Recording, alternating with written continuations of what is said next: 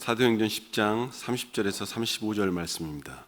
사도행전 10장 30절에서 35절 말씀입니다. 제가 가진 성경으로는 신약 175페이지인데요. 사도행전 10장 30절로 35절 말씀, 저와 함께 교독하시겠습니다. 제가 먼저 읽겠습니다. 고넬료가 이르되 내가 나흘 전 이맘때까지 내 집에서 제9시 기도를 하는데 갑자기 한 사람이 빛난 옷을 입고 내 앞에 서서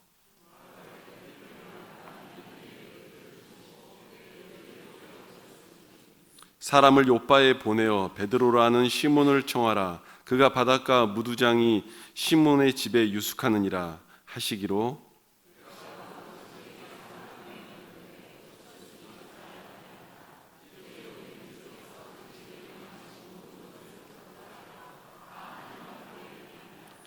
베드로가 입을 열어 말하되 내가 참으로 하나님은 사람의 외모를 보지 아니하시고 각 사람 중 하나님을 경외하며 의를 행하는 사람은 다 받으시는 줄 깨달았도다.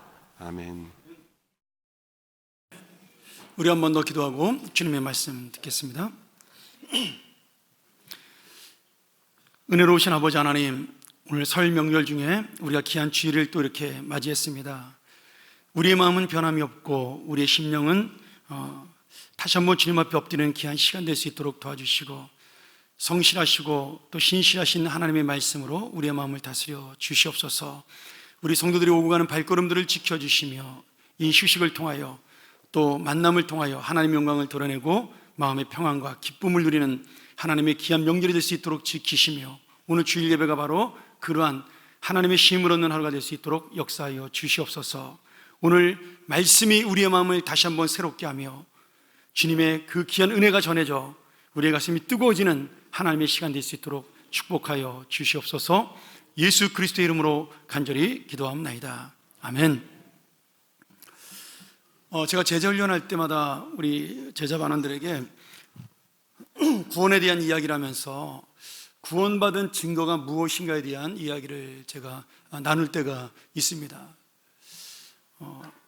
성경 어디에도 이 사람이 구원을 받았다, 받지 못했다를 말씀할 수 있는 근거가 그렇게 많지 않습니다. 그리고 정확하게 하나님밖에는 누구도 이 사람이 구원받았다 또는 구원받지 못했다라고 말할 수 있는 사람이 없는 거죠.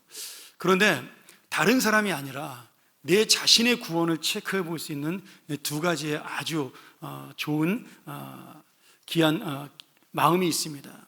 그게 뭐냐면, 구원받은 사람의 첫 번째 조건은 뭐냐면 하나님을 의식하고 사는 겁니다. 그러니까 내가 이 땅을 살면서, 이 세상 속에 나가 살면서 하나님을 내 마음속에 생각을 하고 그분을 놓치지 않는 거죠. 물론 우리가 24시간 하나님을 기억하고 살 수는 없습니다. 그런데 어떤 일을 결정할 때, 아니면 어떤 행동을 할 때, 아니면 어떤 말을 하고 난 다음에 내가 돌이켜 볼 때 그것이 하나님의 생각으로 하나님이 좋아하시는 일일까? 아니면 하나님이 기뻐하시는 일일까? 이런 고민들을 하는 것, 그것을 뭐라고 얘기하냐면 우리가 하나님을 의식하고 사는 삶이다, 이렇게 얘기합니다. 이 하나님을 의식하는 삶, 사는 삶이야말로 내가 구원받은 가장 중요한 증거입니다. 여러분, 종교 생활을 열심히 하는 것이 중요한 것이 아니고, 물론 기도하고 말씀을 보고 우리가 하나님 앞에 나와 예배하는 것도 중요합니다만은 그 모든 것들의 결정체가 어디로 나오는 것이냐면 내 인생 속에 하루하루를 살아가면서 하나님은 정말 살아계시구나, 그래서 내 마음속에 담고 살아가는 거죠. 그래서 하나님의 마음으로, 하나님의 뜻으로 결정을 하는 겁니다. 두 번째로 내가 구원받은 증거는 무엇이냐면, 이제는 이웃과의 관계입니다. 하나님이 보실 때 내가 저 사람을 어떻게 대해야 되는가, 내가 정말 하나님의 마음을 갖고 있다면 내가 저 사람을 어떻게 사랑해야 되는가, 그 사람의 행동과 말과 그 모든 것에 상관없이 그 사람을 불쌍히 여기고 그 사람을 긍휼히 여기는 마음이 들어가는 것, 그것이 바로 하나님이 주신 이웃에 대한 마음입니다. 물론 예수를 믿지 않아도 불쌍히 여기는 마음이 있습니다. 사랑하는 마음이 있죠.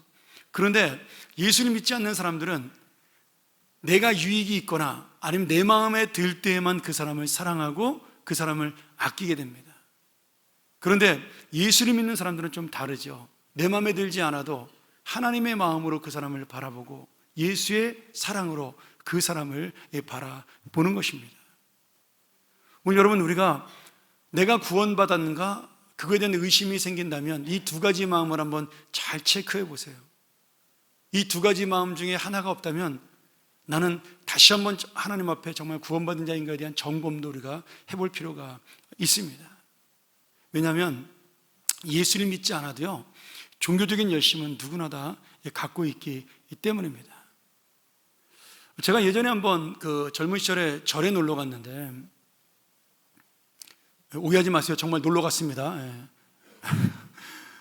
근데 제가 이렇게 마당을 구경하다가 그 대웅전 앞에서 삼천배를 하는 사람을 제가 보게 되었습니다. 근데 제가 한 5분쯤 보다가 지쳐가지고 지루해서 저도 이제 내왔는데, 여러분, 삼천배를 하면 어떻게 될까요? 거의 허리가 끊어질 정도로 아픕니다. 저는 뭐 해보지도 않았지만 무릎을 꿇고 30분만 기도해도 온몸에 다리에 쥐가 오고 꼼짝달싹을 못합니다. 근데 여러분, 내가 무릎 꿇고 30분 기도하는 것보다 3,000배는 몇십 배 더 힘든 일이죠. 그런데 절에서는 종종 3,000배를 하는 사람들이 있습니다. 나중에는 보니까 본인이 도저히 못 일어나니까 옆에 사람이 부축을 해서 3,000배를 끝까지 마치더라고요.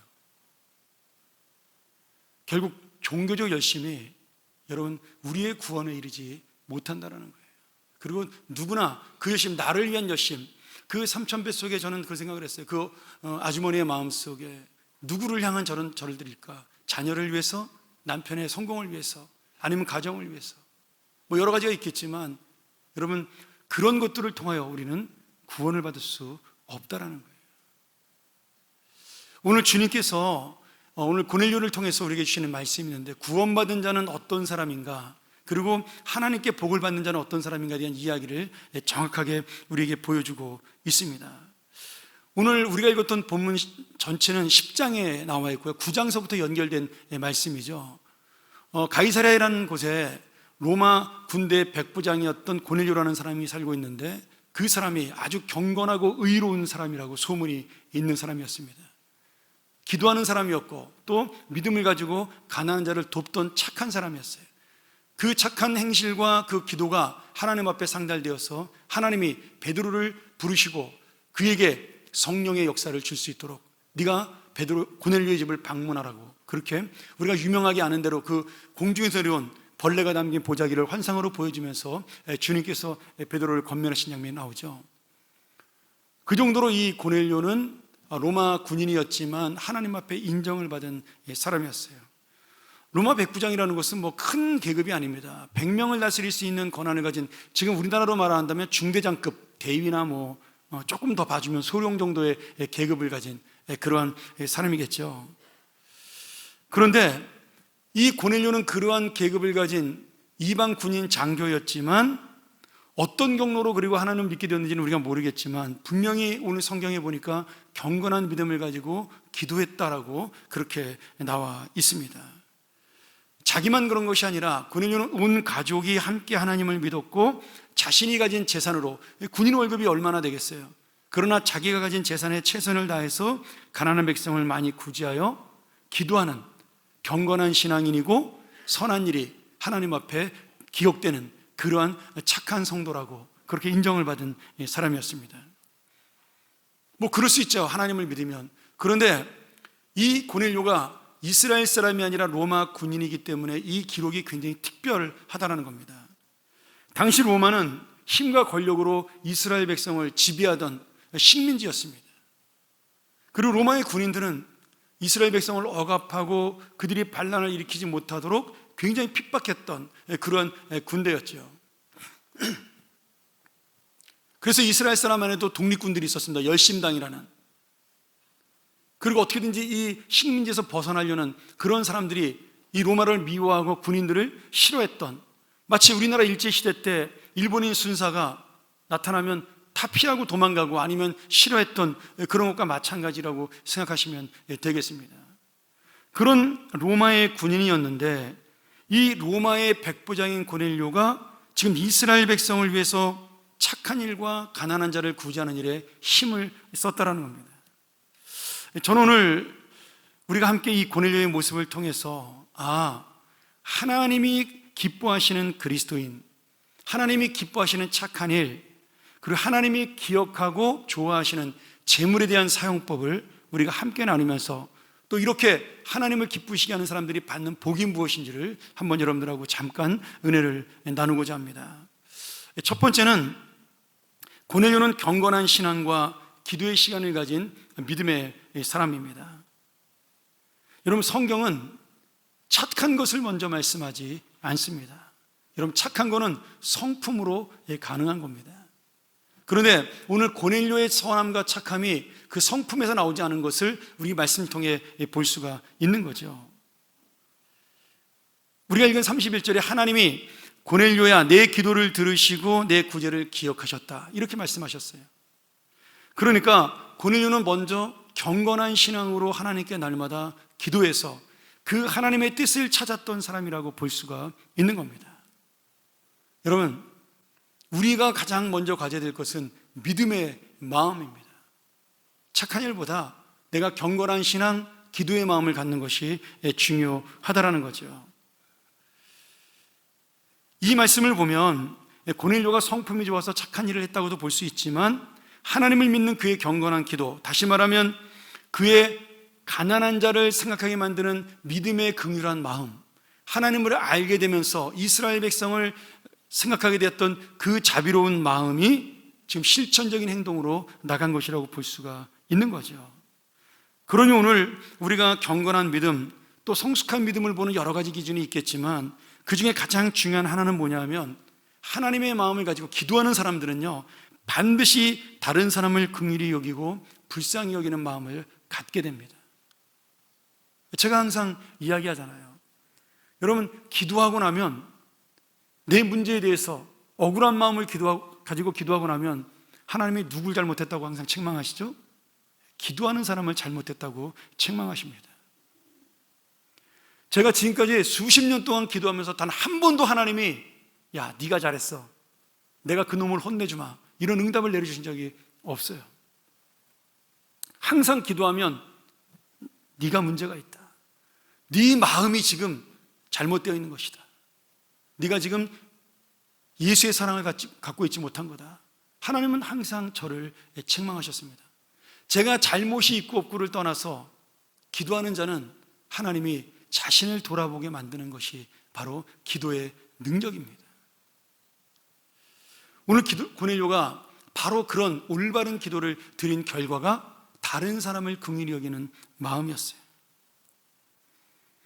요즘 들어와서 교회와 그리스도인들이 여러 가지로 세상의 비판을 받고 또 실망스러운 모습을 보여주기도 합니다.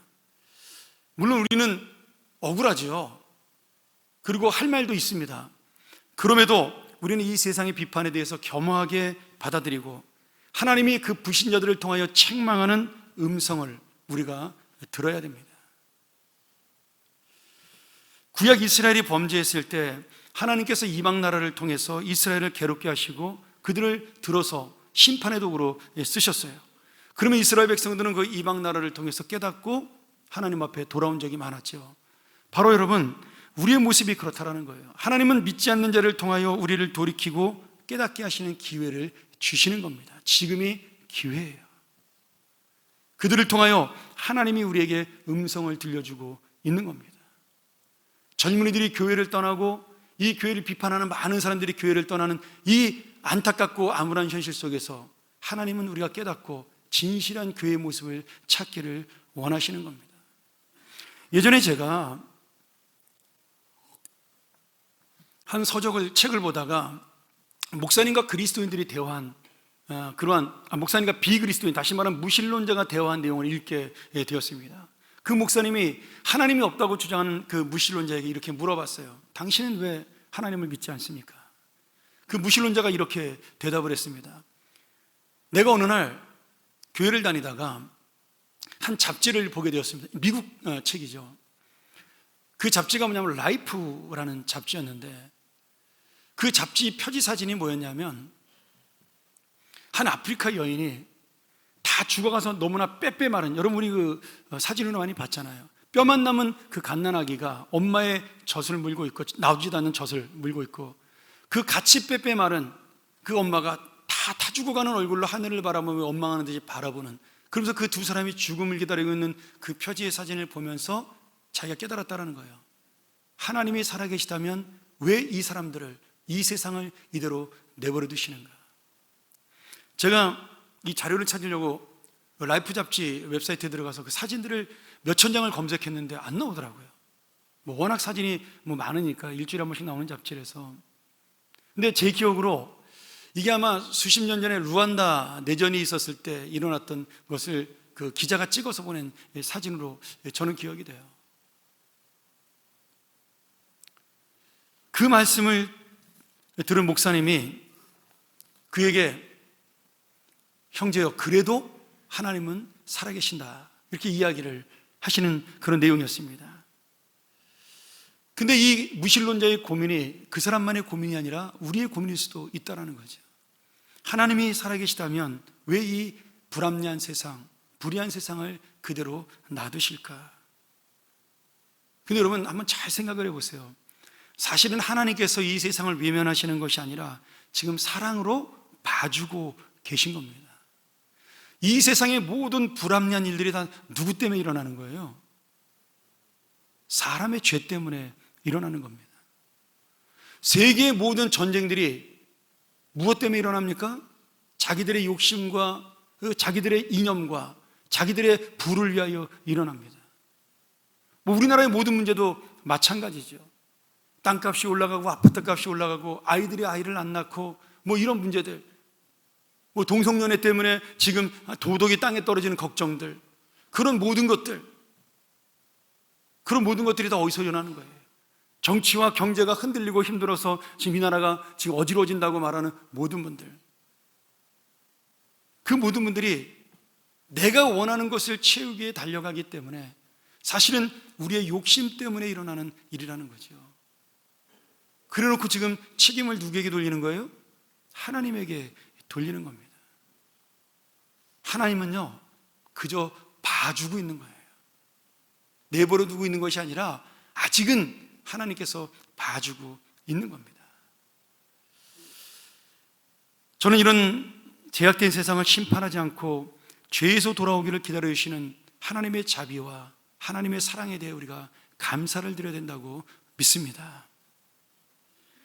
사랑하는 여러분, 죄로 따진다면 우리 모두 여기 앉아있을 사람이 누가 있겠어요? 이 땅을 어지럽게 하고 이 세상을 지금 하나님 나라로 만들지 못하는 모든 근본적인 원인 중에 한 사람 한 사람을 다 따진다면 누군들 여기서 자유로울 사람이 있겠습니까? 사실 그 무신론자는 착각하고 있는 거죠. 자기도 그 중에 한 사람이라는 사실을. 한 걸음 더 나아가 우리가 하나님의 사랑을 알고 이 놀라운 자비의 마음을 알기 때문에 우리가 어려운 세상을 다시 하나님 나라로 바꾸려는 그 하나님의 사랑의 마음을 가지게 되면, 그리고 그 마음으로 나가게 되면 그것이야말로 이 땅을 바꿀 수 있는 귀한, 저는 기회라고 믿습니다. 여러분, 이 세상 사람들이요, 그렇게 교회를 비난하고 우리를 욕하는 사람들이 많아졌지만 그럼에도 통계적으로 보면요, 가장 많은 선한 일을 하는 단체는 교회예요.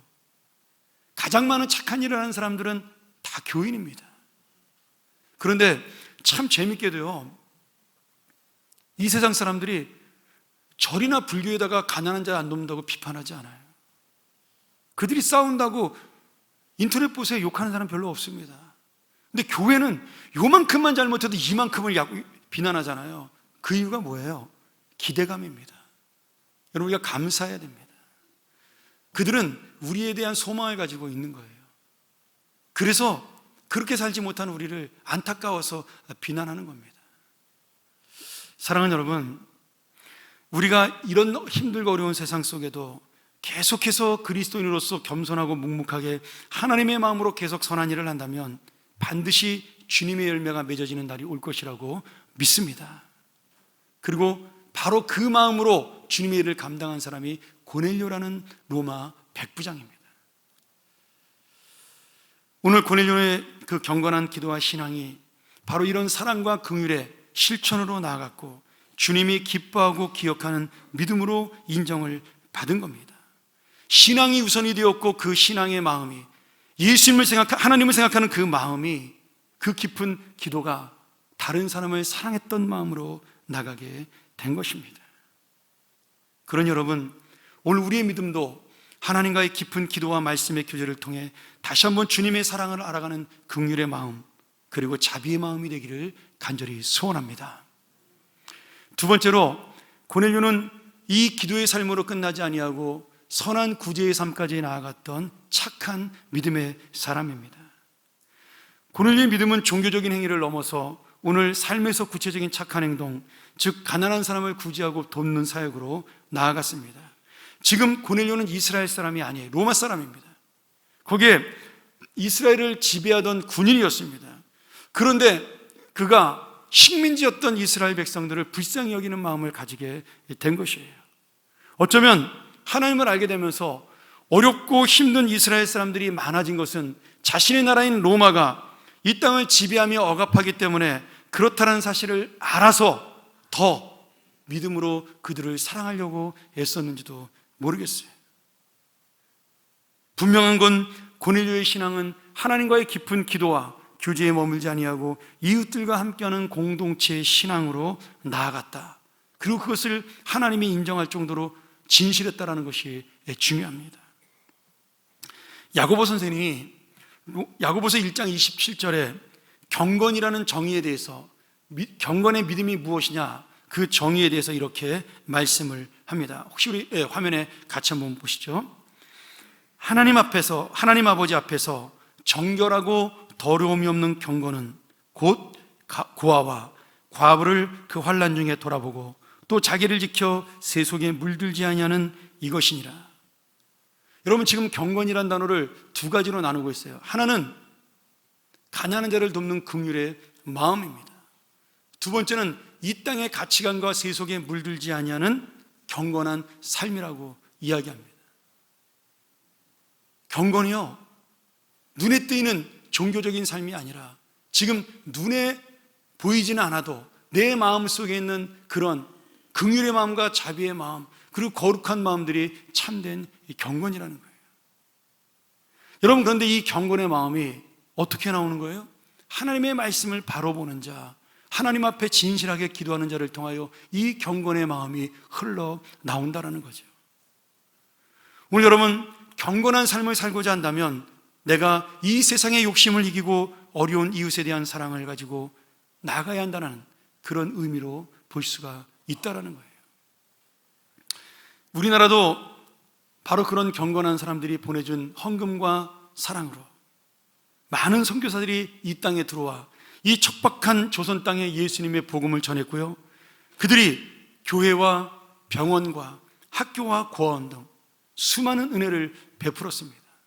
단순히 예수 그리스도를 전하는 복음에 끝나지 아니하고 이 나라를 미래를 바꿀 수 있도록 학교를 세워줬고 병원을 세워줬고 그리고 고아원을 세워줬습니다. 그래서 이 초기에 교회들은 나라가 하지 못하는 많은 사회봉사활동을 감당하면서 이 땅의 일꾼들을 키워낸 것이죠. 물론 지금은 정부에서 시행하는 복지제도가 워낙 많고 잘 되어 있습니다. 아직은 선진국에 비하면 많이 부족하지만 그래도 제가 13년 만에 미국에서 돌아오니까 우리나라가 이처럼 노인복지라든지 또 젊은이에 대한 복지가 잘 되는 것을 보면 제가 깜짝 놀랐습니다. 물론 중간에 좀 낀 사람들은 좀 저희 같은 또래들이 좀 힘들긴 하지만 그래도 우리 어르신들 이렇게까지 우리나라가 좋아질 줄 상상이나 하셨습니까? 전 세계 65세 넘은 분들에게 무료로 차비 주는 나라는 세상에 우리나라밖에 없습니다. 많이 좋아졌죠. 오늘 여러분, 그 모든 것들 올해도 보니까 우리나라 예산의 35% 수십조 원이 복지로 사용된다고 그래요. 많이 쓴다고 말하는 분도 있어 걱정하는 것도 있지만, 그러나 제가 바라고자 하는 것은 이제 나라에서 이런 많은 일들을 하기 때문에 우리 교회는 그런 복지보다 근본적인 복음의 본질에 집중해서 이 복지가 끝까지 우리의 긍휼한 마음으로 나아갈 수 있도록 이 땅을 계속해서 바꿔나가는 것이 저는 더 큰 일이라고 봅니다.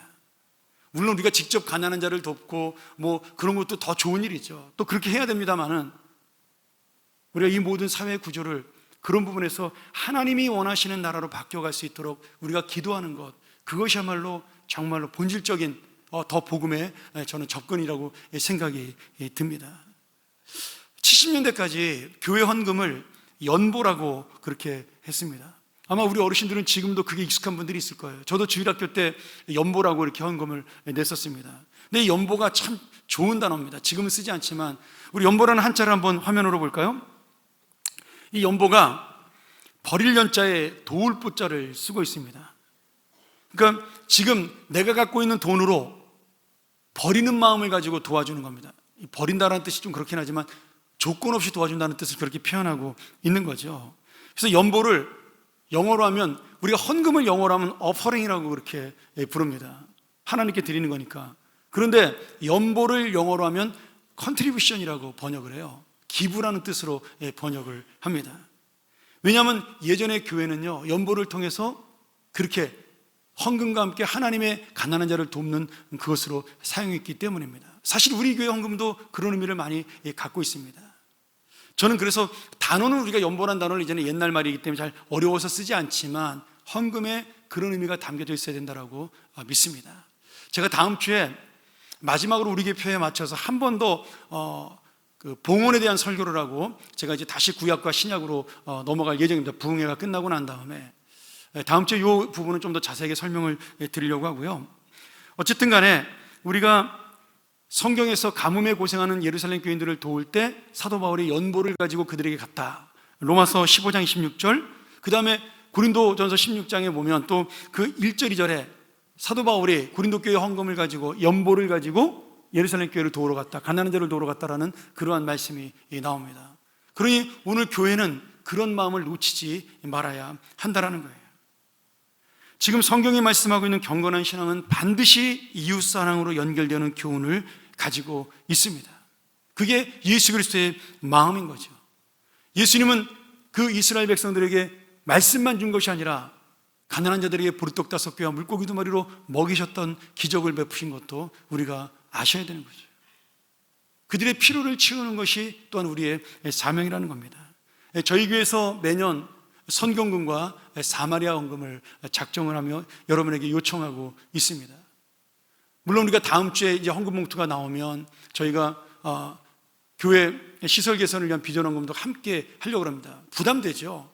근데 그 모든 것들이 나를 위해 쓰는 것이 아니라 가난한 자를 위해 쓰이고 선교사님들을 위해 쓰이고, 그리고 우리 교회만 좋아지는 것이 아니라 이 세상 하나님 나라와 다음 세대를 위해 좋아지게 하는 것이라면 저는 우리의 마음과 우리의 정성을 드릴 만한 가치가 있다라고 믿습니다. 저는 우리 자녀들에게 가르쳤으면 좋겠어요. 요새 우리 젊은 부모들 아이들을 보면서 아이들에게 교육을 어떻게 시키는지 잘 모르겠지만 저희 어릴 때 부모님들이 그렇게 가르쳤잖아요. 가난해도 너 이 땅에 도움되는 사람 되라.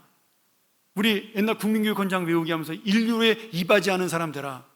이런 거 많이 가르쳤잖아요. 그때는 너무나 커다란 일이라고 생각을 했어요. 근데 그것이 지금 와서 돌이켜보니 그 가난했던 시절에 우리 어른들, 우리 부모님들이 우리를 얼마나 훌륭하게 교육시켰는지 저는 지금에서야 이해가 되는 거예요. 저희 부모님 세대에 중고등학교 나온 분도 제대로 없잖아요, 사실은요. 얼마나 되겠어요? 근데 그분들은 그래도 그 가난한 중에도 우리를 가르치면서 너 이 사회에 도움되는 사람이 돼야 되고 이 나라의 일꾼이 돼야 되고, 참 지금 들으면 좀 간지러운 얘기 같은 그런 이야기들을 우리한테 하셨다라는 거예요. 근데 지금 우리는 많이 배웠고 남보다 많이 가졌고 잘 살게 되었는데 여러분들 자녀에게 그런 교육을 얼마나 시키세요? 이 나라의 훌륭한 일꾼이 되어라. 이웃에게 공헌하는 사람이 되어라. 너의 삶을 가지고 이 땅에 도움되는 사람이 되어라. 그렇게 가르치는 부모가 여러분 몇 분이나 되시겠어요? 믿음으로 가르친다는 것이 저는 바로 이것이라고 믿습니다. 강제가 아니라 억지로가 아니라 정말 내가 가진 것으로 드리는 것, 그것이야말로 하나님이 주시는 연보의 마음입니다. 제가 몇 달 전에 장례를 치르고 돌아오다가 고속도로에서 잠깐 휴게실에 쉬게 되었습니다. 화장실을 다녀오다가 거기서 그 세계 난민 구호하는 분들에게 붙잡혔어요. 뭐 거기다 무슨 이렇게 딱지를 붙여달라고 그래가지고 이제 하나 붙이고 왔는데 이제 붙인 게 잡힌 거죠.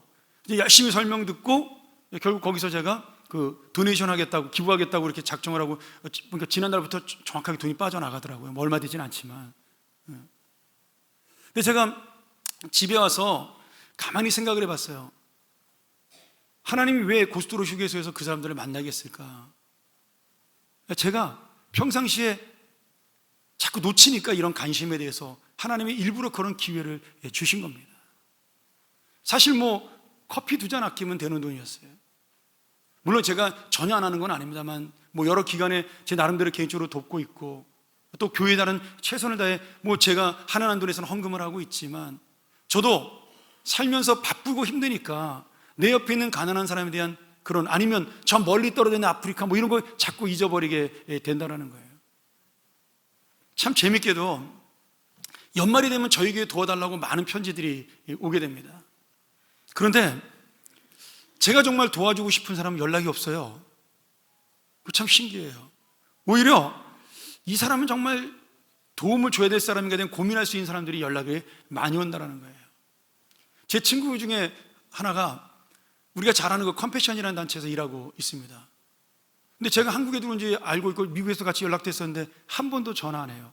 난 한 번쯤 전화하면 우리 교회 불러다 설교도 좀 하고 좀 돕기도 하고 연결도 좀 시켜주고 그 유명한 차인표 씨 얼굴도 한번 보고 싶고 그런데 오히려 그런 친구들은 부담될까 봐 저한테 연락을 안 하는 거예요. 여러분 참 이게 아이러니한 일이죠. 제가 먼저 연락을 하려고 합니다.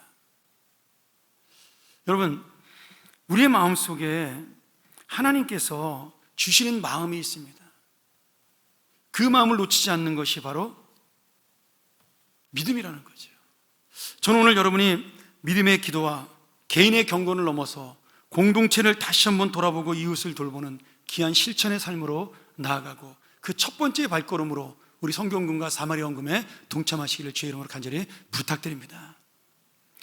세 번째로 고넬료가 이 귀한 경건한 믿음으로 또 착한 마음으로 하나님께 받은 놀라운 복이 있어요. 우리가 읽은 말씀을 한 번 더 보면 하나님이 고넬료의 기도를 들으시고 내 구제를 기억하셨다. 여기에 2가지의 동사가 나오는데 하나님이 지금 구제를 기억하셨다, 기도를 들으셨다 이렇게 나옵니다. 오늘 구제라는 단어가 헬라어로 엘레모시네라는 단어예요. 좀 어렵죠. 근데 이 엘레모시네라는 단어는요, 자선과 기부를 하는 행동을 말하기도 하지만 사실은 그 안에 깊은 뜻에는 이 자비로운 마음과 긍휼한 마음을 가지고 돕는다, 그러니까 진실한 마음으로 돕는다는 뜻이 담겨져 있는 겁니다. 지금 고넬료는 형식적으로 도운 것이 아니라 정말 예수님의 마음과 진정한 긍휼의 마음을 가지고 가난한 자를 도왔다, 이런 뜻이 되는 거죠. 그리고 그렇게 진실하게 도운 그 고넬료의 마음 속에 하나님의 축복이 나타나는데요, 하나님이 그의 기도를 들으시고 구제를 기억하셨다 이렇게 말씀해요. 여기 기억하셨다는 말이 헬라어로 무나오마이라는 말입니다. 쉽게 말하면 메모리죠. 메모리, 회상하다, 보상해준다 뭐 이런 뜻이 되는데 명사로 이게 재밌어요. 무네메이온, 기념품이라는 뜻이 됩니다. 기념비가 되고요, 기념물이 됩니다. 지금 고넬료의 착한 행실을 하나님이 기억하셨다는 말은 뭐예요? 하나님 마음에 기념비로 새겨졌다가 되는 겁니다. 여러분, 이 고넬료 유명한 사람 아니잖아요. 그냥 뭐 중대장급 되는 군인에 불과한 아무것도 아닌 사람처럼 보이는데 하나님의 마음속에 기억된 사람이 된 겁니다. 하나님의 마음에 기념비석을 남긴 사람이 된 거예요. 영원토록 잊어버리지 않는.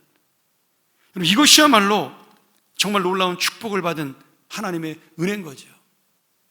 여러분, 고넬료를 기록하고 있는 이 사도행전 9장과 10장이 얼마나 중요한 본문이냐면요, 지금 초대교회가 일어나면서 성령의 역사, 예수 그리스도를 믿게 하는 성령의 역사가 공식적으로 이방인에게 일어난 첫 번째 사건이 고넬료입니다.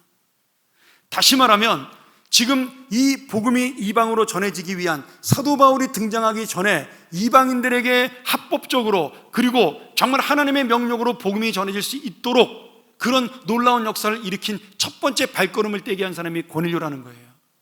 로마 군인이었던 고넬료가 예수 믿고 성령 받음으로 하나님이, 오늘 베드로가 뭐라고 고백을 해요? 하나님이 그의 중심을 보셨다라는 거예요. 외모가 아니라, 여기 외모라는 것은 얼굴이 아닙니다. 그가 이스라엘 사람이 아니라는 거예요. 그의 혈통이 아니라는 거예요. 그런데 하나님은 그의 중심을 보시고 그 집에 하나님의 은혜가 임했다라는 겁니다. 이 말씀이 기반이 돼서 예루살렘 교회는 선교를 결정하게 되고, 이 고넬료를 통해 수많은 나라에 사도 바울과 바나바를 파송하여 하나님의 복음을 전하는 놀라운 역사가 일어나는 동기를, 그 원인을 만들어낸 사람이 바로 이 고넬료라는 백부장입니다. 사랑하는 여러분, 이것이 바로 하나님이 그를 마음에 새긴 기념비가 되게 만든 축복이에요.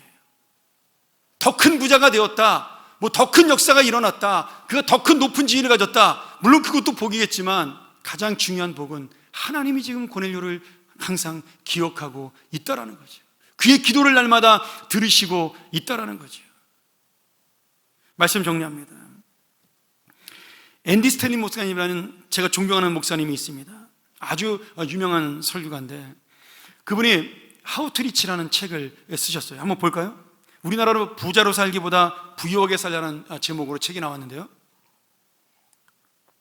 저도 다른 목사님이 소개해서 이 책을 보게 되었습니다. 여기에 보면 이 앤디 스탠리 목사님이 돈에 대해서 두 가지의 해악을 지적을 하는데, 첫 번째로 돈이 많아지면 사람을 교만하게 만들 수 있다. 그렇지 않을 수도 있지만 이 돈은 사람을 교만하게 만드는 원인이 된다, 이렇게 이야기를 합니다. 두 번째는 돈은 점점 더 돈을 의지하게 만든다, 이런 얘기를 하셔요. 돈이 있든 없든 다 공감이 가는 얘기죠. 돈이 없는 사람은 돈이 없어서 돈을 의지하게 만들고, 돈이 있는 사람은 그 돈이 힘이 되니까 그 돈을 더 의지하게 만듭니다.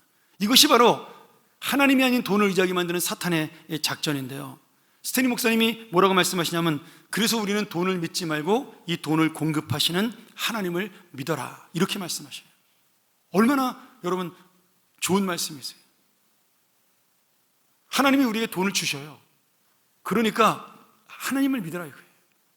돈이 아니라. 사람들은요, 누구나 다 이 설교를 듣고 나면 나눌 마음이 생겨납니다. 이런 일을 하고 싶어져요. 근데 사탄이 우리가 어떤 마음을 주냐면, 야, 그 마음은 진짜 좋은 마음이야, 너 역시 지성인이야, 그런 설교 듣고 마음에 깨달음이 있어. 그런데 지금은 아니야, 조금 더 있다라. 너 지금 애가 대학 둘이나 다니잖아. 야, 너 이제 곧 퇴직하는데 돈 좀 모아야 되잖아. 아니, 애가 이제 어려서 이거 공부시키려면 돈이 좀 필요하지 않냐? 노후도 준비해야 되잖아. 조금 더 있다가 해라. 그 마음 놓치지 말고 살아. 그러나 조금만 더 있다 해라. 여러분, 그 조금만 여유가 생기는 것은 영원히 오지 않습니다. 그래서 나눔은 지금 이 자리에서 시작해야 된다, 이렇게 그 스탠리 목사님이 말씀하셔요. 너무나 우리의 마음을 정확하게 지적한 말씀이죠. 레위기 19장 9절과 10절에 보면 이런 말씀이 있습니다. 우리 화면 한번 더 보겠습니다. 너희가 너희의 땅에서 곡식을 거둘 때 너는 밭 모퉁이에 다 거두지 말고 떨어진 이삭을 줍지 말아라. 내 포도원의 열매를 다 따지 말고 내 포도원에 떨어진 열매도 줍지 말아라. 그것은 너의 것이 아니라 가난한 사람과 나그네를 위하여 버려두라. 나는 너희 하나님 여호와니라. 여러분이 너희 하나님 여호와가 어떤 하나님이에요? 이스라엘을 구원하셔서 그 땅을 주신 하나님이라는 거예요. 여러분, 지금 이 말씀이요, 레위기서에 기록되어 있다는 겁니다. 열왕기상하가 아니에요. 사사기서가 아닙니다. 지금 이스라엘 백성은 가나안 땅 들어가지도 못했어요. 지금 광야에 살고 있어요. 포도나무 열매는커녕 지금 쌀 한 톨 없는 그런 광야에 살고 있습니다. 그런데 하나님이 미리 말씀하시는 거예요. 네가 가나안 땅 들어가거든, 그 땅에 있는 네 기퉁에 그 밭에 있는 열매 따지 마라. 우린 논이겠죠? 논에 있는 쌀 그 벼이삭 거두지 마라. 그것은 가난한 자와 나그네의 것이다. 여러분, 이 말씀을 부자에게 하시는 말씀인가요? 아닙니다. 모든 구원받은 이스라엘 백성 전체에게 하신 말씀이에요. 하나님의 구원의 은혜를 입은 자는 너희들이 그 사랑을 베품으로 인해서 오늘 나그네에게도 이 하나님의 영광을 전하라는 거예요. 하나님의 살아계심을 전하라는 거예요. 너희가 왜 이렇게 착한 일을 하냐? 하나님이 나를 사랑하시고 나를 구원하셨기에 내 모든 것을 주셨으니까 나도 이렇게 살 수밖에 없다라고 고백하게 만드는 것, 그래서 하나님의 영광이 드러나고 하나님의 살아계심이 드러나는 것, 그것이 바로 하나님의 뜻이라는 겁니다. 오늘 이 말씀에 순종해서 복을 받은 사람이 성경에 나오잖아요. 증인이 있잖아요. 누가 있습니까? 아브라함은 아무것도 모르는 나그네, 자기의 아무 혈통도 없는 나그네, 관심도 없었던 그 나그네, 그 사람을 아무도 신경 쓰지 않았지만 그 나그네를 대접함으로 이 아브라함은 천사를 대접하게 됩니다. 그 축복받잖아요. 내년 이맘때 이삭을 낳으리라. 여러분, 또 있어요. 보아스라는 사람이 있습니다. 그가 자기 밭에 그 내기퉁의 밀을 자르지 아니하고 가난한 과부였던 룻에게 허락을 했어요. 그랬더니 그 룻이라는 현숙한 여인을 아내로 맞이하게 되었고, 그 룻을 통하여 오벳이라는 아들을, 오벳은 이새를, 이새는 다윗왕의 후손으로 예수 그리스도를 낳는, 이 보아스는 그 선한 일을 통하여 예수 그리스도의 조상이 되는 놀라운 은혜를 체험하게 되었습니다. 오늘 고넬료 역시 부자는 아니었던 것 같아요. 그러나 그의 경건한 기도는 긍휼의 마음이 되었고, 그 마음은 어려운 일을 돕는 실천의 구제로 나아가 하나님의 기억되는 자가 되었습니다. 그리고 이 세상에서는 무명한 자요, 아무도 몰라주지만 영원히 하나님의 마음에 새겨지고 기억되어 하나님의 기념비가 되어 오늘 우리에게 전해지고 있습니다. 이것이야말로 복 중에 복이죠. 사랑하는 여러분, 오늘 우리는 누구에게 기억되는 사람으로, 누구에게 남는 사람으로 오늘 우리 인생이 흘러갈까요? 오늘 다시 한번 이 말씀을 기억하면서 올 한 해 하나님의 마음을 가지고, 긍휼의 마음을 가지고 나의 구원을 확신 있게 이 교회를 위해서, 가난한 자를 위하여, 또 이웃을 향하여 드러내는 하나님의 사람들이 되기를 주의 이름으로 축원합니다. 우리가 한번 이 시간 함께 기도하겠습니다.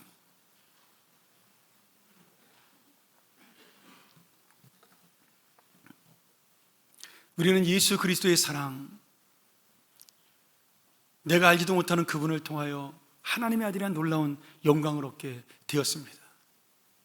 이 땅에 태어날 때 완전한 빈몸으로 왔지만 하나님은 우리에게 먹을 것과 입을 것과 가정과 자녀와 이 놀라운 인생의 축복을 주셨습니다.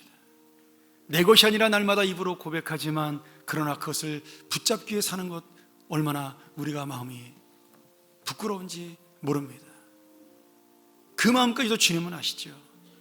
그런 오늘 그 마음을 주님 앞에 내어놓으면서 다시 한번 예수님의 마음을, 우리를 불쌍히 여기고 긍휼히 여기셨던 예수님의 마음을 갖게 해달라고, 내가 한 걸음 더 나아가 이 마음으로 실천할 수 있는 은혜를 달라고 우리 시간 통성으로 한번 기도하고 그리고 마치겠습니다.